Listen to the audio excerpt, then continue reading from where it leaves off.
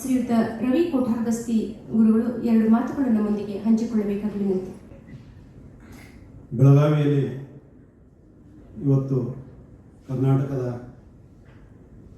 ಇತಿಹಾಸದಲ್ಲಿ ಕಾಂಗ್ರೆಸ್ ಪ್ರಥಮ ಅಧ್ಯಕ್ಷರಾದಂಥ ಮಹಾತ್ಮ ಗಾಂಧೀಜಿಯವರ ಒಂದು 100 ವರ್ಷಗಳ ಆ ಒಂದು ಕಾಂಗ್ರೆಸ್ ಅಧಿವೇಶನದ ನೆನಪಿನ ವಿಶೇಷ ಕಾರ್ಯಕ್ರಮದ ಪೂರ್ವದಲ್ಲಿ ಬೆಳಗಾವಿಯ ರಂಗಾಸಕ್ತರು, ದೇಶಾಭಿಮಾನಿಗಳು ಹಾಗೂ ಈ ಗಾಂಧೀಜಿಯವರ ಬಗ್ಗೆ ಅಭಿಮಾನ ಇಟ್ಕೊಂಡಂಥ ಸನ್ಮಾನ್ಯ ಶ್ರೀ ರಮೇಶ್ ಜಂಗರ್ ಸರ್ ಅವರ ನೇತೃತ್ವದಲ್ಲಿ ರಂಗ ಸೃಷ್ಟಿ ಮತ್ತು ಸದಾ ಕ್ರಿಯಾಶೀಲವಾದಂಥ ಬೆಂಗಳೂರಿನಲ್ಲಿ ಇಟ್ಕೊಂಡು ರಂಗ ಚಟುವಟಿಕೆ ಮಾಡ್ತಂಥ ಗೆಳೆಯ ರೇವಣ್ಣವರ ಭಾಗವತದ ಮೂಲಕ ಆಯೋಜನೆಗೊಂಡಂಥ ಇವತ್ತಿನ ಈ ಕಾರ್ಯಕ್ರಮದ ಅಧ್ಯಕ್ಷ ವಹಿಸಿದಂಥ ನಮ್ಮ ನಾಡಿನ ಹಾಗೂ ಸ್ಥಳೀಯ ಹಿರಿಯ ರಂಗ ದಿಗ್ಗಜರು ಹಾಗೂ ಇತಿಹಾಸಕಾರರು ಹಾಗೂ ಆದಂಥ ಸನ್ಮಾನ್ಯ ಶ್ರೀ BS ಕರುಣೇಶ್ ಅವರೇ ಹಾಗೂ ವೇದಿಕೆ ಮೇಲಿರುವಂಥ ಎಲ್ಲ ರಂಗ ದಿಗ್ಗಜರ ಒಂದು ಕುಡಿಗಳು ಅವರ ಒಂದು ನಮ್ಮ ಮುಂದೆ ಇವತ್ತಿನ ಅವರ ಒಂದು ಸೇವೆಯನ್ನು ನಮ್ಮ ಮುಂದೆ ಕಣ್ಣು ಮುಂದೆ ಇಟ್ಟಂಥ ಎಲ್ಲ ರಂಗ ದಿಗ್ಗಜರ ಅವರ ಒಂದು ರೀತಿಯ ಕುಡಿಗಳಾದಂಥ ಚಿರಂಜೀವಿಗಳೇ ಅವರೆಲ್ಲರಿಗೂ ಕೂಡ ಮತ್ತು ವೇದಿಕೆ ಮೇಲೆ ಇರ್ತಕ್ಕಂಥ ಎಲ್ಲ ಹಿರಿಯರಿಗೂ ಅವರು ಭಾಗವಹಿಸಿದಂಥ ನಿಮ್ಮೆಲ್ಲರಿಗೂ ಕೂಡ ನಾನು ವಂದನೆ ಸಲ್ಲಿಸುತ್ತಾ, ಬಹುಶಃ ಈ ಕಾಂಗ್ರೆಸ್ಸಿನ ಅಧಿವೇಶನದ ಅಂಗವಾಗಿ ಇವತ್ತೇನು 26-27 ನಡೀತಕ್ಕಂಥ ಕಾರ್ಯಕ್ರಮದ ಪೂರ್ವದಲ್ಲಿ ಒಂದು ನಿಜವಾದ ಕಳಕಳಿಯಲ್ಲಿ ಅಭಿಮಾನಪೂರ್ವಕವಾಗಿ ಆಯೋಜನೆ ಮಾಡುವಂಥ ಇವತ್ತಿನ ಕಾರ್ಯಕ್ರಮದ ಒಂದು ಕೆಲವಾರು ಅಂಶಗಳನ್ನು ನಿಮ್ಮ ಜೊತೆಗೆ ಹಂಚ್ಕೋತಾ ಇದ್ದೀನಿ ನಾನು. ಮೊದಲನೇದಾಗಿ ಈ ಬೆಳಗಾವಿಯಲ್ಲಿ ಗಾಂಧೀಜಿಯವರ ಪ್ರಭಾವ ಯಾವ ಇತ್ತು ಅನ್ನೋದಕ್ಕೆ ಭಾಳಷ್ಟು ಹಲವಾರು ಸಾಕ್ಷಿಗಳಿದಾವ, ಪ್ರತ್ಯಕ್ಷದರ್ಶಿಗಳಿದ್ದಾರೆ. ಇವತ್ತಿಗೂ ಆ ನಿಟ್ಟಿನಲ್ಲಿ ಇವತ್ತು ಯಾಳಿಗರು ಬಂದು ಹೋದರು.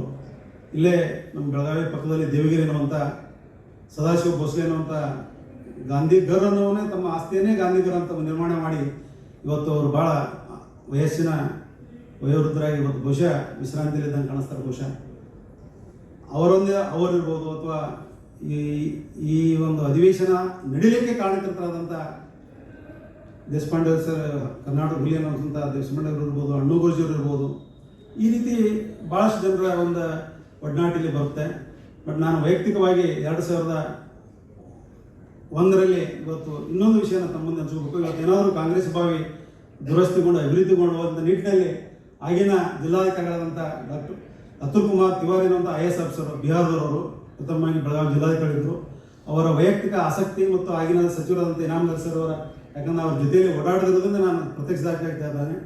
ಅವರೊಂದು 3 ವರ್ಷ ದೇಣಿಗೆಯನ್ನು ಯಾವ ರೀತಿ ಸಂಗ್ರಹ ಮಾಡೋದು, ಸ್ಥಳೀಯ ಒಂದು ಆಸಕ್ತ ದೇಣಿಗೆ ನೀಡುವವರಿಂದ ಇವತ್ತು ಏನಾದರೂ ಕಾಂಗ್ರೆಸ್ ಭಾವಿ ಇವತ್ತಿಷ್ಟು ಈ ರೂಪದಲ್ಲಿ ನಮಗೆ ನೋಡಲಿಕ್ಕೆ ಇಲ್ಲಿಯವರೆಗೂ ಅದನ್ನು ವ್ಯವಸ್ಥಿತವಾಗಿ ಅದರ ಇತಿಹಾಸವನ್ನು ಅಭ್ಯಾಸ ಮಾಡಿ ಅದನ್ನು ಇದ್ದ ರೂಪದಲ್ಲೇ ಅದನ್ನು ಒಂದು ಮತ್ತೊಮ್ಮೆ ಪುನರ್ ನಿರ್ಮಾಣ ಕಾರ್ಯವನ್ನು ಕೈಗೊಂಡಂಥ ಕೀರ್ತಿ ಅವ್ರು ಬರೀ ಅಷ್ಟೇ ಅಲ್ಲ, ಸವದತ್ತಿಯ ಕೋಟೆಯನ್ನು ಕೂಡ ಪುನರ್ಜೀವನ ಮಾಡಿದಂಥ ಒಬ್ಬ ದಕ್ಷ IAS ಅಧಿಕಾರಿ ಅತುಲ್ ಕುಮಾರ್ ತಿವಾರಿ ಅವರು. ಇವರೆಲ್ಲರ ಒಂದು ನೆನಪನ್ನು ಇವತ್ತು ನಾವು ಮಾಡ್ಕೊಳ್ಬೇಕಾಗುತ್ತೆ ಈ ಕಾಂಗ್ರೆಸ್ ಭಾವಿಯ ಒಂದು ಈ ಸಂದರ್ಭದಲ್ಲಿ. ಇನ್ನೊಂದಾಗಿ ಈ ಗಾಂಧೀಜಿಯವರ ಒಂದು ಕಾಂಗ್ರೆಸ್ ಅಧಿವೇಶನ ಅಥವಾ ಕಾಂಗ್ರೆಸ್ ಜೊತೆಗೆ ಸ್ವತಂತ್ರ ಹೋರಾಟದಲ್ಲಿ ಯಾವ ರೀತಿ ಅನ್ನುವ ಜೊತೆಗೆ ರಂಗಭೂಮಿಯನ್ನು ಕೂಡ ನಾವು ಇವತ್ತು ಅಳವಡಿಸಿ ವಿಶೇಷವಾದಂಥ ನಮ್ಮ ಗಣಿಗೆ ಸರ್ ಹೇಳಿದ ಹಾಗೆ ಇಲ್ಲಿಯೂ ಸಂಬಂಧಿಸಿದಂಥ ರಂಗಭೂಮಿಯು ಸ್ವತಂತ್ರ ಚಳವಳಿ ಯಾವ ರೀತಿ ಪಾತ್ರ ಮಾಡ್ತಾನಂಥದ್ದು ಬರೀ ಸಂಶೋಧಕರಿಗೆ ಮತ್ತು PhD ಮಾಡಿದ್ರೆ ಮಾತ್ರ ಗೊತ್ತಿತ್ತವು. ಇವತ್ತು ಬಹುಶಃ ಈ ಕಾರ್ಯಕ್ರಮವನ್ನು ಇವತ್ತು ಆಯೋಜನೆ ಮಾಡಿದ್ರಿಂದ ಬಹುಶಃ ನಿಮ್ಮೆಲ್ಲರಿಗೂ ಮತ್ತು ಗೆಳೆಯರಾದಂಥ ರಂಗಭೂಮಿಯಲ್ಲೇ ಒಂದು ವಿಶೇಷ ಕೆಲಸ ಮಾಡಿದಂಥ ಡಾಕ್ಟರ್ ರಾಮಕೃಷ್ಣ ಮರಾಠಿಯವರ ಇವತ್ತಿನ ಪುಸ್ತಕ ಮೊದಲನೇ ಕಾಪಿನ ನಾನು ಖರೀದಿ ಮಾಡಿ ತಗೊಂಡು ಓದಿದ್ದೆ. ಅದರಲ್ಲಿ ಅದೆಲ್ಲವೂ ಕೂಡ ನೀವು ಮಾಹಿತಿ ಸಿಗ್ತೈತೆ. ಅದೇ ರೀತಿ ಇವತ್ತು ಬೆಳಗಾವಿಯಲ್ಲಿ ರಾಮಕೃಷ್ಣ ಮರಾಠರು ಇರ್ಬೋದು, ನಮ್ಮ ಡಾಕ್ಟರ್ ಬಸವರಾಜ್ ಜಗಜೇಪುರ ಇರ್ಬೋದು, ಗವಿಮಠ ಸರ್ ಇರ್ಬೋದು, DS ಚೌಲೇರ್ ಇರ್ಬೋದು, ಗಾಂಧಿಯವರ ಬಗ್ಗೆ ಸಾಹಿತ್ಯವನ್ನು ಸಾಕಷ್ಟು ಮಾಹಿತಿಗಳನ್ನು ನಮ್ಮ ಮುಂದೆ ಇಟ್ಟು ಇವತ್ತು ಅವರ ನೆನಪನ್ನು ನಮ್ಮ ಜೊತೆಗೆ ಹಂಚಿಕೊಂಡಿದ್ದಾರೆ.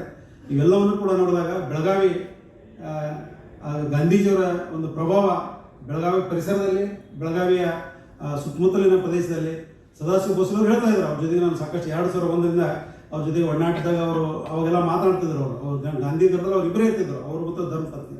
ಆ ಮನೆ ಹೇಗಿತ್ತಂದ್ರೆ ಗಾಂಧಿಯ ಒಂದು ಏನು ಕಥೆಯನ್ನು ಓದ್ತಾ ಇದ್ದಾಗ ಗಾಂಧಿಯ ಒಂದು ಶಾಬ್ರಾವತಿ ಯಾವ ರೀತಿ ಅದೇ ರೀತಿ ಮನೆಯಲ್ಲಿ ಅವತ್ತು ಒಂದು ಚಕ್ರ ಇದು ಚರಕ ಅವ್ರನ್ನ ನೇಯ್ದು ಕೂಡ ನಾವು ಬಹುಶಃ ಅಲ್ಲಿಂದೇ ನೋಡಿ ಒಂದು ಅಭ್ಯಾಸ ಮಾಡಿದ್ರು. ಅಂಥ ಒಂದು ಕುಟುಂಬದ ಅವ್ರು ಹೇಳ್ತಾ ಇದ್ರು, ಆ ಸಂದರ್ಭದಲ್ಲಿ ಕಡೋಲಿ ಮತ್ತು ದೇವಗಿರಿ ಅದೇ ರೀತಿ ಹುದಲಿ ಇಂಥ ಕೆಲವೊಂದು ಇಂಟೀರಿಯರ್ ಪ್ಲೇಸ್ನಲ್ಲಿ ಈ ಸ್ವತಂತ್ರ ಹೋರಾಟದಲ್ಲಿ ಗಾಂಧಿಯಿಂದ ಪ್ರಭಾವಗೊಂಡಂಥ ಜನರು, ಸ್ಥಳೀಯ ಜನರು, ಅಲ್ಲಿ ಲೀಡರ್ಸು, ಮಠ ಮನೆಗಳಿರ್ಬೋದು, ಶಿಕ್ಷಣ ಸಂಸ್ಥೆ ಇರ್ಬೋದು, ಬೇರೆಯವರು ಇರ್ಬೋದು, ಯಾವ ರೀತಿ ಅವ್ರನ್ನ ಕಷ್ಟದಲ್ಲಿ ಬಂದಂಥವ್ರಿಗೆ ಆಶ್ರಯ ಕೊಡೋದಾಗಲಿ, ಅವರಿಗೆ ಕೆಲವೊಂದು ವಿಶೇಷ ಸಂದರ್ಭ ಊಟಕ್ಕಾಗಿ ಹೆಣ್ಮಕ್ಳು ಮಾಡಿಕೊಟ್ಟಂಥ ವ್ಯವಸ್ಥೆನ ಇವ್ರ ಮುಖಾಂತರ ದೇವಗಿರಿ ಕೆಲವೊಬ್ಬರು ತಗೊಂಡು ಅವ್ರು ಮುಡಿಸುವಂಥ ಇಂಥವೆಲ್ಲ ಚಟುವಟಿಕೆಗಳು ಭೂಗತವಾಗಿ ನಡೀತಕ್ಕಂಥ ಘಟನೆಗಳಲ್ಲಿ ಕೂಡ ಆ ಸಂದರ್ಭದಲ್ಲಿ ವಿನೋಬಾ ಭಾವೆಯವರು, ಗಾಂಧೀಜಿಯವರ ಪ್ರಭಾವ ನಮ್ಮ ಮುಂದೆ ಕಾಣ್ತಾ ಇದೆ. ಒಟ್ಟಾರೆಯಾಗಿ ಈ ಕಾಂಗ್ರೆಸ್ ಅಧಿವೇಶನದ ಅಧ್ಯಕ್ಷರಾದಂಥ ಒಂದು ಅವರ ಜೀವನದಲ್ಲಿ ಒಂದೇ ಬಾರಿ ಆದಂಥ ಮಹಾತ್ಮ ಗಾಂಧೀಜಿಯವರು ಸ್ವತಂತ್ರ ಚಳವಳಿ ರಂಗಭೂಮಿಯಿಂದ ಒಡನಾಟವನ್ನು ಈಗಾಗಲೇ ಸಾಕಷ್ಟು ಜನ ಮಾತಾಡಿದ್ದಾರೆ. ಅದರ ಬಗ್ಗೆ ಒಂದು 2 ಪಾಯಿಂಟನ್ನು ಹೇಳ್ತಾ ಇದ್ದಾನೆ. ಬಹುಶಃ ಅವರು ಬೆಳಗಾವಿಯಲ್ಲಿ ಕೂಡ 7 ಸಲ ಅಂತ ಹೇಳ್ತಾರೆ. ಬೆಂಗಳೂರಿಗೆ 2 ಸಲ ಬಂದದ್ದು ಉದಾಹರಣೆನ ನಾವು ಕಾಣ್ತಾ ಇದ್ದೀವಿ. 2 ಸಲ ಬಂದಂಥ ಉದಾಹರಣೆಗಳಲ್ಲಿ ಕೂಡ ರಂಗಭೂಮಿಯಿಂದ ನಿಕಟವಾದಂಥ ಸಂಬಂಧ ಇರುವಂಥ ಅಂಶನ ನಾನು ಕಂಡುಕೊಂಡಿದ್ದೇನೆ. ಅದನ್ನು ತಮ್ಮ ಮುಂದೆ ಸಲ್ಲಿಸಿದೆ. 1927 ಪ್ರಥಮ ಬಾರಿಗೆ ಬೆಂಗಳೂರಲ್ಲಿ ಬರ್ತಾರೆ ಅವರು. ಅದರ ನಂತರ 34ರಲ್ಲಿ 2 ಸಲ ಬಂದಾಗ ರಂಗಭೂಮಿಯ ಒಂದು ಪ್ರಭಾವ, ರಂಗಭೂಮಿಯ ಒಂದು ಆಸಕ್ತಿ, ಈ ಸ್ವತಂತ್ರ ಚಳವಳಿಗೆ ಸಂಬಂಧಪಟ್ಟಂಥ ರಂಗಭೂಮಿ ಬಳಸಿಕೊಳ್ಳುವಂಥ ಕಾರ್ಯ ನಡೀತದೆ. 1922ರಲ್ಲಿ ಬೆಂಗಳೂರಲ್ಲಿ ಬಂದಾಗ ಡಾಕ್ಟರ್ ರಾಧಾಕೃಷ್ಣ ಅವರು ಮೈಸೂರು ಯೂನಿವರ್ಸಿಟಿಯಲ್ಲಿ ಕೆಲಸ ಮಾಡ್ತಾ ಇರ್ತಾರೆ. ರಾಜಾಜಿ ಅವರು ಮತ್ತು ಪಂಡಿತ್ ತಾರಾನಾಥನ್, ಏನಿವತ್ತು ರಾಜೀವ್ ತಾರಾನಾಥರ ತಂದೆ, ಆ ಸಂದರ್ಭದಲ್ಲಿ ಅಂಥ ಹಿರಿಯರು ಕೆಲವೊಂದು ಸ್ಥಳೀಯ ಅಮೆಚೂರ ಥಿಯೇಟರ್ಸ್ ಆರ್ಟಿಸ್ಟನ್ನು ಮತ್ತು ವಿಶೇಷವಾಗಿ ಬಳ್ಳಾರಿ ರಾಘವ ಅನ್ನುವಂಥವ್ರು, ಬಳ್ಳಾರಿಯವರಾದಂಥ ಅಕ್ಕ ರಾಘವ ಆಚಾರ್ಯ ಅನ್ನುವಂಥವ್ರು, ಈ ಹಿರಿಯರ ಎಲ್ಲರ ಸಮ್ಮುಖದಲ್ಲಿ ಒಂದು ನಾಟಕವನ್ನು ಮೊದಲೇ ಪ್ಲ್ಯಾನ್ ಮಾಡಿ ರಾಧಾಕೃಷ್ಣವರು ದೀನಬಂಧು ಕಬೀರ್ ಅನ್ನುವಂಥ ಕಬೀರನ ಒಂದು ಸಾಮಾಜಿಕ ಬದಲಾವಣೆಯಲ್ಲಿ ಅವರ ವಿಚಾರಗಳನ್ನು ನಾಟಕ ಮುಖಾಂತರ ಗಾಂಧೀಜಿಯವರಿಗೆ ತೋರಿಸಬೇಕು. ಅದನ್ನು ಯಾವ ರೀತಿ ಒಂದು ಹರಿಜನೋದ್ಧಾರ ಮತ್ತು ಸಮಾಜದಲ್ಲಿ ಅಸ್ಪೃಶ್ಯ ನಿವಾರಣೆಯಲ್ಲಿ ಯಾವ ರೀತಿ ಕಾರಣ ಅನ್ನುವಂಥ ಒಂದು ಕಾರಣ ಇಟ್ಕೊಂಡು ರಾಧಾಕೃಷ್ಣವರು ಗಾಂಧಿಯವರು ಮಾಡಿದಾಗ ಗಾಂಧಿಯವರ ಆಸಕ್ತಿಯನ್ನು ತೋರಿಸೋದಿಲ್ಲ. ರಂಗಭೂಮಿ ಬಗ್ಗೆ ಅವರು 24ರಲ್ಲಿ ಆಗಿನ ಮುಂದೆ 27 ಆದರೂ ಅವರಿಗೆಲ್ಲ ಅದನ್ನು ಹಿಂದಿಯಲ್ಲಿ ಕನ್ವರ್ಸ್ ಮಾಡಿ ಒಬ್ಬರು ವೇಮಗಲ ಸೋಮಶೇಖರ್ ಅನ್ನುವಂಥ ದೊಡ್ಡ ಇತಿಹಾಸ ತಜ್ಞರನ್ನು ಕರೆಸಿ ಅವ್ರು ಕರ್ಕೊಂಡು ಹೋಗಿ ಗಾಂಧೀಜಿಯವರು ಭೇಟಿ ಮಾಡಿಸ್ತಾರೆ. ಆ ಕಬೀರ್ ಅವರ ಮಹತ್ವವನ್ನು ಗಾಂಧೀಜಿಯವ್ರ ಜೊತೆಗೆ ಅವರು ಹಿಂದಿಯಲ್ಲಿ ವಿತ್ ಸ್ಕ್ರಿಪ್ಟನ್ನು, ಅದು ಧ್ರುವನಾರಾಯಣ ಅನ್ನೋರಂಥ ಒಂದು ಸ್ಕ್ರಿಪ್ಟ್ ರೆಡಿ ಮಾಡಿರ್ತಾರೆ ಕನ್ನಡದಲ್ಲಿ. ಅದನ್ನು ಹಿಂದಿಯಲ್ಲಿ ಅವರು ವೇಮಗಲ ಸೋಮಶೇಖರ್ ಅವರು ಕೇಳಿದಾಗ ಗಾಂಧೀಜಿಯವರು ಒಪ್ಕೋತಾರೆ. ಆ ದೀನಬಂಧು ಕಬೀರ್ ಅನ್ನುವಂಥ ನಾಟಕದ ಪ್ರಯೋಗವನ್ನು ಆಯೋಜಿಸಿ ಅವರೆಲ್ಲ ಟೈಮ್ ಟೇಬಲ್ ರಾಜಾಜಿಯವರಿಗೂ ಮತ್ತು ರಾಧಾಕೃಷ್ಣವ್ರಿಗೆ ಮಾತ್ರ ಗೊತ್ತಿರುತ್ತೆ. ಗಾಂಧೀಜಿಯವರು ಯಾವ್ಯಾವ ಟೈಮನ್ನು ಹೇಗೆ ಬಳಸ್ಕೊಳ್ತಾರೆ ಅನ್ನೋದು ಆ ಸಂದರ್ಭವನ್ನು ಬಳಸ್ಕೊಂಡು 27ರಲ್ಲಿ ಒಂದು ಪ್ರಯೋಗಕ್ಕೆ ಕರೆಸಿಕೊಂಡು ಗಾಂಧೀಜಿಯವರು ಪೂರ್ಣ ನಾಟಕವನ್ನು ನೋಡಿ ಸಂತೋಷಪಟ್ಟು ಕಬೀರ್ನಲ್ಲಿರ್ತಕ್ಕಂಥ ವಿಷಯನ ತಿಳಿಸ್ಕೊಂಡು ಹೋದಂಥ ಒಂದು ಘಟನೆ ಬಹುಶಃ ಈ ಸ್ವಾತಂತ್ರ್ಯ ಚಳವಳಿ ಇರ್ಬೋದು, ಗಾಂಧೀಜಿಯವರ ರಂಗಭೂಮಿಯೊಂದಿಗೆ ಸಮಾಜದ ಬದಲಾವಣೆಯಲ್ಲಿ ರಂಗಭೂಮಿಯ ಆಸಕ್ತಿನೇ ಯಾವುದೇನು ಅಂತ ಒಂದು ಅಂಶವನ್ನು ಕಾಣ್ಬೋದು. ಅದೇ ರೀತಿ 34ರಲ್ಲಿ ಮತ್ತೆ ಬೆಂಗಳೂರಿಗೆ ಮಹಾತ್ಮ ಗಾಂಧೀಜಿಯವರು ಬಂದಾಗ ಇವರೆಲ್ಲ ಹಿರಿಯರು ಅಲ್ಲೇ ಇರ್ತಾರೆ. ರಾಜಾಜಿಯವರ ಇರ್ಬೋದು ಅಥವಾ ರಾಧಾಕೃಷ್ಣ ಇರ್ಬೋದು. ಅವರು ಆ ಸಮಯದಲ್ಲಿ ಬಂದಾಗ ಹರಿಜನೋದ್ಧಾರ ಅನ್ನುವಂಥ ಒಂದು ಯಾವುದೋ ಕಾರ್ಯಕ್ರಮದ ನಿಮಿತ್ತ ಮೋಸ್ಟ್ಲಿ ಬೆಂಗಳೂರಿಗೆ ಬಂದ ಅಂಶವನ್ನು ತಿಳ್ಕೊಂಡು ಇವರು ಅದೇ ವಿಷಯಕ್ಕೆ ಸಂಬಂಧಪಟ್ಟಂತೆ ಸಮಾಜ ಅನ್ನುವಂಥ ಒಂದು ನಾಟಕವನ್ನು ಸಿದ್ಧಪಡಿಸಿ 40 ನಿಮಿಷದ ಒಂದು ನಾಟಕವನ್ನು ಸಿದ್ಧಪಡಿಸಿ ಅಲ್ಲಿ ರಾಜೀವ್ ತಾರಾನಾಥ್ ಅವರು ಕಬೀರನ ಪಾತ್ರ ಮಾಡಿರ್ತಾರೆ 27ರಲ್ಲಿ. ಇಲ್ಲಿ ಬಳ್ಳಾರಿ ರಾಘವ ಅಂತ ಹಿರಿಯ ಕಲಾವಿದರು, ಬಹುಶಃ ವೃತ್ತಿ ರಂಗಭೂಮಿಯಲ್ಲಿ ನಮ್ಮ ಮರಾಠಿಯವರ ಒಂದು PhD ಥೀಸಿಸ್ ಉತ್ತರ ಕರ್ನಾಟಕದ ಋತುಭೂಮಿಯ ರಂಗಭೂಮಿಯನ್ನು ಅಭ್ಯಾಸ ಮಾಡಿದಾಗ ಇಡೀ ವೃತ್ತಿ ರಂಗಭೂಮಿ ಬಗ್ಗೆ ನಾವು ಯಾವ ರೀತಿ ಅವರು ಏನು ನಮ್ಮ ಹೇಳಿದಾಗೆ ಅವ್ರು ಬರೀ ನಟನೆಯ ಜೊತೆಯಲ್ಲಿ ಸಾಮಾಜಿಕವಾಗಿ ಸ್ವತಂತ್ರವಾಗಿ ಅವರು ಹೋರಾಟ ಮಾಡಿದಂಥ ಎಲ್ಲ ಇತಿಹಾಸ ಕಾಣಿಸ್ತವೆ. ಅದೇ ರೀತಿ ಜಗಜಂಬಿ ಸರ್ ಅವರು ಗರುಡ ಸದಾಶಿವರ ಬಗ್ಗೆ ಮಾಡಿದಂಥ ಅದ್ಭುತ ಆ ಗರುಡ ಚಿತ್ರವನ್ನೇ ನಮ್ಮ ಮುಂದೆ ಅವರು ಅವರು ಎಷ್ಟು ಯಾವ ರೀತಿ ಒಂದು ಸಮಾಜದ ಬಗ್ಗೆ ಸ್ವತಂತ್ರ ಇನ್ವಾಲ್ವ್ ಆಗೋದು ಕಾಣಿಸ್ತದೆ. ಆ ಹಿನ್ನೆಲೆ ಇಟ್ಟುಕೊಂಡು ಸಮಾಜ ಅನ್ನುವಂಥ ನಾಟಕ ಸಿದ್ಧಪಡಿಸ್ತಾರೆ. ಅಲ್ಲಿ ಅವಾಗ ಕೆ ಭೀಮರಾವ್ ಅನ್ನುವಂಥವ್ರೊಬ್ಬರು ಅಡ್ಡೆ ಅನ್ನುವಂಥ ಒಂದು ರಂಗಭೂಮಿಯ ತಂಡ ಇರುತ್ತೆ ಬೆಂಗಳೂರಿನಲ್ಲಿ. ಆ ತಂಡದಲ್ಲಿ ನಾಟಕವನ್ನು ಸಿದ್ಧಪಡಿಸಿ ಅವಾಗಲೂ ಕೂಡ ಗಾಂಧೀಜಿಯವರಿಗೆ ಮನವೊಲಿಸಲಿಕ್ಕೆ ಅಷ್ಟೊತ್ತಿಗೆ ಆಸಕ್ತಿ ಬಂದಿರ್ತೈತೆ. ಅದು ದೀನಬಂಧು ಕಬೀರ್ ನೋಡಿದ್ರಿಂದ ಮತ್ತೆ ರಾಧಾಕೃಷ್ಣ ಮತ್ತು ರಾಜಾಜಿಯವರು ಹೀಗೆ ಹೇಳಿ ಎಲ್ಲ ಒಂದು ಸಮಾಜದ ಒಂದು ವಿಷಯ ಹೇಳಿದಾಗ ಅವರು ಒಪ್ಕೋತಾರೆ.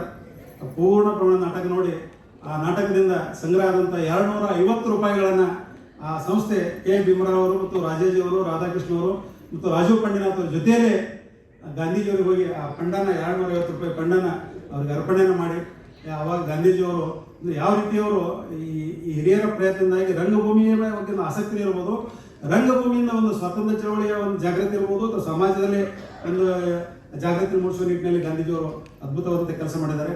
ಒಟ್ಟಿನಲ್ಲಿ ಇವತ್ತು ನಾವು ನೀವೆಲ್ಲರೂ ಸುದೈವಿಗಳಿದ್ದೀವಿ.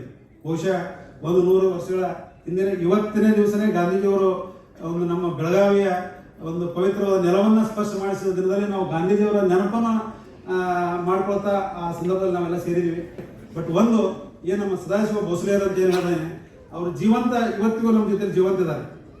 ಅವರು 2 ಸಲ MLA ಆದರೂ ಕೂಡ ಅವರು ಸ್ವತಃ ಗಾಂಧಿ ಮತ್ತು ವಿನೋಬ ಭಾವೆಯವರ ಅತಿಯಾದ ಪ್ರಭಾವಕ್ಕೊಳಗಾಗಿ ಅವರು ಇಡೀ ತಮ್ಮ ಜೀವನವನ್ನು ಗಾಂಧಿ ಶೈಲಿಯಲ್ಲೇ ಅವರು ಕಳೀತಾ ಈಗೇನೋ ಆರಾಮಿಲ್ಲ ಮಗನ ಮೈಯಲ್ಲೇ ಹೋಗಿ ವಿಶ್ರಾಂತಿ ಚಿಕಿತ್ಸೆ ಪಡಿತಾರೆ ಅಂತ ನನಗೆ ತಿಳಿದು ಬಂತು. ಸೊ ಅಂಥವರೆಲ್ಲ ನಾವು ಸ್ಮರಣೆ ಮಾಡಬೇಕಾಗತ್ತೆ. ಮತ್ತು ಇನ್ನೊಂದು, ಈ ರಂಗಭೂಮಿ ಯಾವಾಗಲೂ ಕೂಡ ಈ ಸ್ವಾತಂತ್ರ್ಯ ಚಳವಳಿ ಮಾಡಾಗ ಆ ಗಾಂಧಿಯವರ ಪ್ರಭಾವನು ಅಲ್ಲೆಲ್ಲಿ ತೋರಿಸ್ತಾನೆ ಇದ್ದಾರೆ. ಆ ಬೆಂಗಳೂರಲ್ಲಿ ಹೇಳಿದ 2 ನಾಟಕಗಳಲ್ಲಿ ಆ ವೇಷಧಾರಿಗಳು ಅಥವಾ ಪಾತ್ರಧಾರಿಗಳು ಬಳಸಿದ ಎಲ್ಲವೂ ವೇಷಭೂಷಣ ಖಾದಿಯಲ್ಲೇ ಇದ್ವು. ಗಾಂಧೀಜಿಯವರಿಗೆ ಅಚ್ಚುಮೆಚ್ಚಾದ ಅದೂ ಒಂದು ಕಾರಣ. ಇವೆಲ್ಲ ಕಾರಣಗಳಿಂದಾಗಿ ಇವತ್ತು ಈ 100ನೇ ವರ್ಷದ ಶತಮಾನೋತ್ಸವದ ಅಂಗವಾಗಿ ಮಹಾತ್ಮ ಗಾಂಧೀಜಿಯವರ ಭಾಳ ಮಗ್ಗಲುಗಳಿರ್ತಾವೆ. ನಾವು ಇನ್ನೂ ಅಭ್ಯಾಸ ಮಾಡ್ತಾ ಹೊಂಟ್ರೆ ಸಾಕಷ್ಟು ಮಗ್ಗಲುಗಳು ನಮಗೆ ಸಿಗುತ್ತೆ.